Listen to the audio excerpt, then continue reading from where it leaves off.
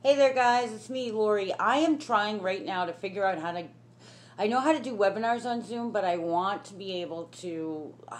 I have people on my Zoom, but I don't know how. So if you know how to get like a community going in Zoom, how to invite people to not just a meeting, but like to your community, so then I can, because I had a group on there, but I didn't know how to invite people. I have certain people on there, but I wonder if that's just because they were Zoom members and it was easy, or maybe they initiated it. I'm not sure. But if anybody knows, please let me know. Because I really want to get some stuff going. Even when everything gets back open and people are able to meet and stuff. And I'm also, I have meetup groups. I haven't done them in a long time, but I went back to meetups today because obviously they're doing online stuff, obviously, because of the many stay-at-home orders and shelter-in-place orders. So, I want to get back into that as well. Anyway, if you know anything about that, technology dumb here. Not quite, though. I mean, I can figure it out if somebody tells me how. But, I've been all over Zoom, and I'm like, and of course, I don't have my home computer right now. I'm just using my phone, so that doesn't help either, poor eyesight and stuff. So please let me know if you know. Anyway, fast forward. I want to talk about how what we put out there, our thoughts, our feelings, and our words are so powerful. As we know, I mean, anybody who's ever worked with any kind of metaphysical, spiritual, or manifesting, anything like that, even if you're not into like New Age, or you're not into manifesting or quantum physics or anything like that. And let me tell you, quantum physics is much more complicated than some of these people will have you believe. Yes, absolutely. The string theory, the different realities, the different timelines, absolutely true. But it's not. It's much more complicated than what the layperson can understand. So anyway, I just want to talk about the power of our thoughts, of our words. It's one thing to think something. You know how I talk about taking every negative thought captive, and that is extremely important for our own well-being. For what we think about ourselves when those nasty thoughts start coming in, and we take them captive. It starts with awareness. You become aware of what you're thinking, and you take them captive by speaking out a positive word. What you're doing is stopping that thought. That's what I mean by taking them captive. You stop them, so you are forbidding them from moving forward, and then you replace them with the positive word. And you continuously do this, and over time, and in a relatively short amount of time, you become very aware of your thoughts. It's amazing, actually, how many thoughts we have in our head that we just aren't even aware of. But if you make it a point to become aware of them, and then change them, you'd be amazed at just how second nature it becomes. So, okay, there, you've got that down pat, right, as far as yourself. But what about your thoughts about other people? And you may think, well, wait a minute, I'm not a judgmental person, this or that. And you don't have to be for this, especially when there's high emotion. Some people will do, literal spells and sometimes curses, God forbid, but... and some people say, oh, I don't believe in that stuff. So, well, just because you don't believe in it doesn't mean it's not real, okay? There's nothing, what a spell basically is using different methods to manipulate energy, okay? What thoughts do, especially powered by emotion, and then words, written word, spoken word, words are powerful. The Bible even talks about our smallest member, meaning your tongue, being very powerful. It says it can steer a ship, it can steer your life. So, words are powerful. And yeah, some people do it, purposely. You can put something out there. When we try to manifest positive, we purposely try to put it out there. But yet people manifest negative all the time. They're not purposely doing that, right? But they're still doing that. We have to watch what we say, okay? I'm constantly talking about communication. Watch what we say. Be careful of what you let come out of this mouth, I remember when I was younger, we had this man that lived next door to us, and he would say, if we would swear or something, he'd say, "Did you kiss your mother with that mouth?" It's true. It's true. You're blessing somebody 1 minute, and then you're putting out curses the next. It's not good, okay? So not only do we need to be mindful of our thoughts, we have to be mindful of our words, and not just about ourselves. So many times, how many times in a day do you say, "I'm broke," or "Oh, I'm ugly," or "I can't do that," or, those kinds of things? Watch them. Like, don't, "Oh, sorry, didn't mean it, cancel," train yourself. I say cancel. That's like a joke around my house. Cancel.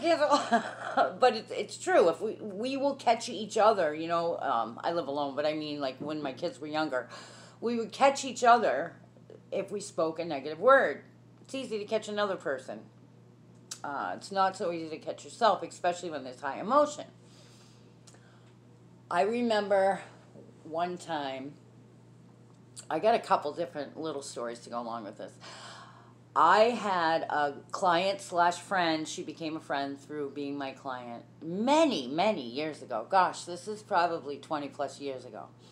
And she's older than me, so I'm not sure how old she is, but she's getting up there. We all are.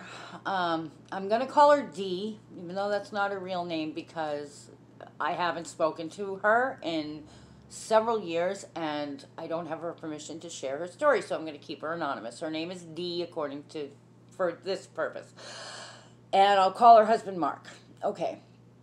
So when Dee was a very young girl, she's a pretty lady. She was a very beautiful young girl, and she had many opportunities.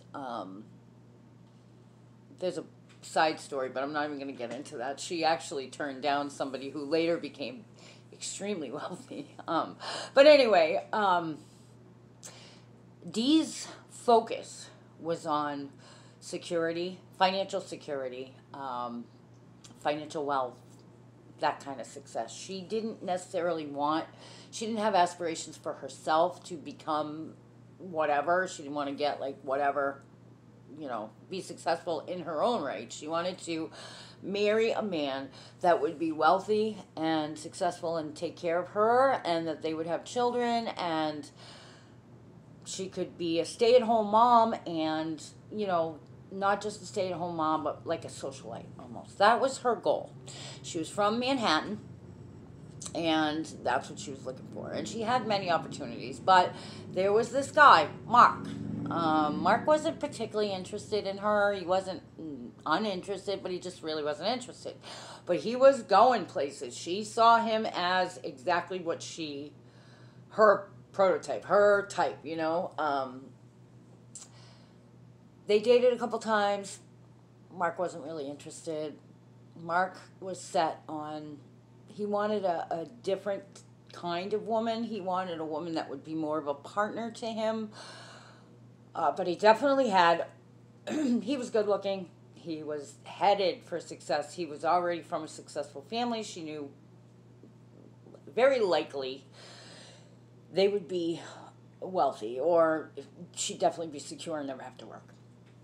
So Mark wasn't really interested. So she went to, and this is back probably in the late 60s, early 70s. She found these people in, I can't remember where she said, if it was Chinatown or, I can't remember, but somewhere in the city, that did spells. Maybe they were gypsies. I can't remember, honestly, but it was a part of the city where these people had like little shops or whatever. And she went to whoever this was that did spells, and I think it was hoodoo. It could have been voodoo. I think it was hoodoo. I'm not positive, but somewhere along realm, you know? So she told him what she wanted, that she wanted Mark to fall head over heels in love with her and marry her, and they'd always be successful, and, you know, blah, blah, blah. He'd always love her, whatever. So the woman told her, she gave her, and I can't remember what they are now, but a list of ingredients to bring back to her. Then the woman would do the ritual, and then Dee was just to, I think she was supposed to wear, this woman made like a pouch or something, she was supposed to wear it, and then I think she was supposed to sprinkle something in Mark's drink. It wasn't going to poison him, but it would solidify whatever she did. And I don't remember what the ingredients were, but I remember that they were bizarre ingredients, like, I can't remember, but like the tail of some kind of animal. You know, like it wasn't everyday ingredients. You know, it's not like she's like, okay, I'm going to use some bay leaves. And no. It wasn't like that. It wasn't like candle magic. It wasn't like, you know, anyway. So Dee did it. And she brought back everything. I guess it took the lady about a week or whatever. She paid some pretty good money for this. I think back then, remember, we're like late 60s, early 70s. I think she paid like $300 for it. So we're talking some pretty significant money. And she said the first month went by and it didn't seem to work. She called the lady. The lady was like, look, don't doubt my work. Don't. Dee was a little frightened of her. She was like a scary woman. And anyway, it took, if memory serves me right, it took about a month and a half. And then all of a sudden, Mark is like calling, giving flowers, you know, like always wants to know how she is, treating her like a queen. And, you know, time goes on, they date. As they're dating, she's realizing, he's not really my cup of tea. Too bad, too sad, you set it in motion. Okay, so they end up getting married. Even if she tried to walk away from him, like, he was, like, latched on. Anyway, fast forward to, they had been married by the time I met them, 20-something, 30-something. I met her in the early 90s. No, late 90s. So, they had been married for quite some time. I think they got married, like, in 75 or 78 or something like that.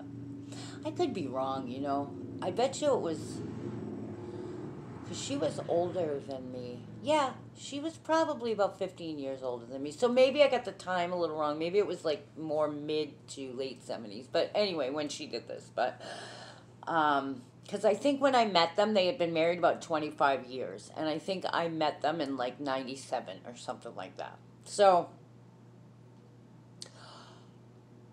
anyhow, they had kids. Kids are off to college now. They live in this great big house with this great property. Honestly, Mark was one of the nicest guys I ever met. Really. Dee was a really nice lady, too.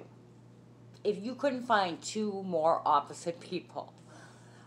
She was miserable in her marriage. But I'll tell you, whatever that woman did, it stuck through the years, you know. My point being, she manipulated not just energy, she manipulated a person. And that usually will backfire on you, okay? Which it did with her. I guess she could have just divorced him, but he was devoted. Every time she'd even talk about divorce, he'd be like, absolutely not, you know? Anyway, I know in America you can do it anyway, but she just felt stuck, right? Okay, that's first story. Second story, let's see, just simply how our words can bring about things. You know, my sister and her husband they were in the middle of a separation. They're now divorced. She, for some reason, one of the reasons for the divorce, believe it or not, was he had bought this new, I don't know if it was a tractor, something for the yard, but he could ride it, and he loved it, absolutely loved it. And she felt like, that's not the whole reason for the split up, but it was just like her final straw. She's like, this damn thing, I hate it. He spends more time with it than he does me. So they were separated. I still, kept in touch with both of them. And she was saying one day, I was over her house, and she's like, I hope that thing malfunctions and hits him and he dies. And I was like, don't say that, you know? And my sister's like, oh, there you go with your foo-foo stuff, you know, whatever. And I'm like, no, cancel it. Cancel it, cancel it, cancel it. And she's like, yeah, whatever, I cancel it. And I was like, you know, you don't realize how powerful your words are, especially when fueled by that kind of emotion. She was very hurt, very angry, still bitter. You know, like they were not divorced. They were in the midst of it, and she was not in a good place. So when she was putting stuff out there about him, there was emotion behind it. And sure enough, it was like less than a week later. I think it was like 2 or 3 days later, even. It might have even been the next day. I got a call from him, and he's like, you wouldn't believe what happened. I was on the tractor, and it malfunctioned. I can't remember exactly, but he's like, I came this close to hitting me, and it would have really hurt me, possibly killed me. So I called her up and I was like, yeah, see what I mean? And she was like, whoa, okay, I'll never do that again. Like, she didn't want him dead, you know? She didn't want him injured. She was just saying, you know? Another story, this is an older story. It's about 2 sisters that were extremely close throughout the years. As they aged, there was something about the husbands or something. I don't know. They got into this feud. And really got into this feud and separated, stopped talking to each other. Both of them were very, very angry at each other. One of the sisters put out, you know, I wish he'd just die or something to that effect. And the other sister, the one that received that, shortly after that ended up in the hospital with, she was dying, I can't remember what, but she's, you know, on her deathbed. And so the original sister goes to see her, and she says, oh, Lord, I feel horrible because I said I wish you would die, and here you are. And the sisters made up. And it turns out that the one that was ill, she said, you know, you're not the only one that's guilty because I also was fueled by hatred and unforgiveness. I'm sorry. I'm sorry. I'm sorry. I love you, love you, love you. But, you know... And they made up, they forgave each other, they started sending each other goodwill, and sure enough, the one on her deathbed actually got better and lived like another, I don't know, 20 years or something. This is an old story. And they reconnected, they never separated again. But what my point is with that story is not only how powerful our words are. You know, people say, I don't believe it, so it can't happen to me. It's not a matter of believing it. It doesn't, you know, Mark... From our first story, he doesn't believe in that stuff. He doesn't believe it at all. So it's not a matter of believing it. It's a matter of where are your emotions, whether you believe it or not. Where are your emotions? Where's your heart? This is another reason why forgiveness is so important. It's not the only reason, but it's one of the reasons.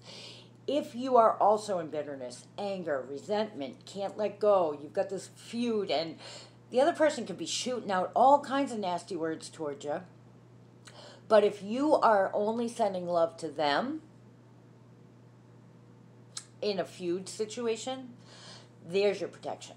Okay? That's why that's one of the reasons I tell people, like in a breakup or bad situation, don't buy into it. I know you're hurt. It's not like deny your feelings. No. Don't deny. That's stupid because then you're just going to stuff them. Acknowledge your feelings. But still, send that person love. Forgive, despite your feelings. Your feelings will catch up, okay? It's protection as well. I have another story, a more personal story, about how important words are. And this is, I always tell people, if you've got a plan, if you've got a new business in mind, a new love relationship in mind, you want to manifest whatever it is, or you're physically going for something or whatever, you can have your circle, 1 or 2 people, whatever, to share with. But even with them, be careful. Don't speak it out loud until, you know, it's set in stone. Or even if it is, you know. And the reason I say that is because even people who love and care for you, if they disagree with you, or if they think that this relationship you're going for is not right for you, or if they think that what you're doing, like, oh, you're just killing yourself with this, it's not good for you, they may be secretly hoping that it doesn't work out, and it's for your benefit, you know? Or they may say it to you, but either way, not everybody is on board with you. Some people might even say, that couldn't happen. You know, if you're trying to manifest something and it's the impossible and they go, that couldn't happen. That is going against you too. So all these words work against you. So be careful who you talk to. Example, I have this friend, and this has happened in a couple different situations with us. And I'm not going to say her name or anything, but I was taking care of one of my grandchildren, and I'm telling you, this kid, all my grandchildren mean more to me than life itself, but this is the youngest one, and I, wholeheartedly wanted to do this, and I have health issues, yes. Was I tired? Yeah. Was I going through stuff health-wise? Yeah, not horribly. Actually, I feel like physically he made me feel better. Was I tired? Yes, but it was a good tired. I enjoyed it. One of the things that I enjoyed all my life, even when my kids were little, I loved being a hands-on mother. When my grandchildren, I love taking care of my grandchildren. Do I get tired? Yes, but I don't get these kids out of here. I never was like that with my kids. I'm not like that with my grandchildren. So when I had him full time, I'm sure, I was tired. But you know what? Wouldn't trade it for the world. Loved the kid to death, wanted him, whatever. This is another reason why we shouldn't put our perception onto other people, because she's not like that. And I'm not saying she doesn't love her family. She does, but she wasn't so much like the hands-on, I love taking care of the kids. She's more like, okay, need my break, which is fine. It's fine. Nothing wrong with it. But because that's how she is, she perceived everybody to be that way. And I saw her one day, and she's like, oh, you don't look like you feel well. You're tired. And she immediately put it on that situation.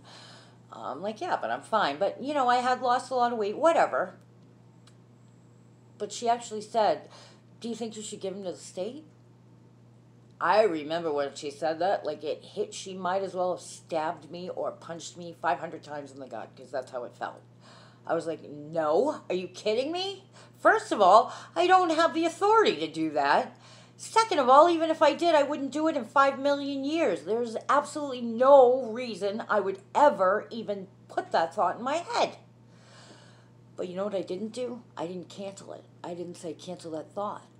Instead, I was so hurt by it, I absorbed it. Okay?